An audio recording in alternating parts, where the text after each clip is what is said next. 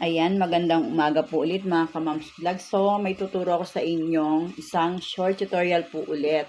About po yan dun sa paglalag po ng ating cellphone, diba? So, ipapakita ko sa inyo kung paano ba natin madidelete yung mga apps na hindi naman talaga naka-installed sa ating cellphone na siya nagiging dahilan kung bakit naglalag ang ating mga cellphone. So, first step, pupunta muna tayo sa ating mga Play Store.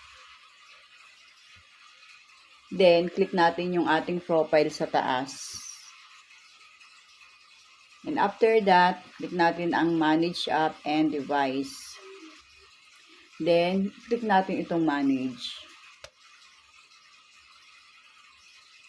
And then, click natin itong maliit na arrow na to. Maliit na arrow. Then, makikita natin dyan yung this device, Vivo, at saka not installed.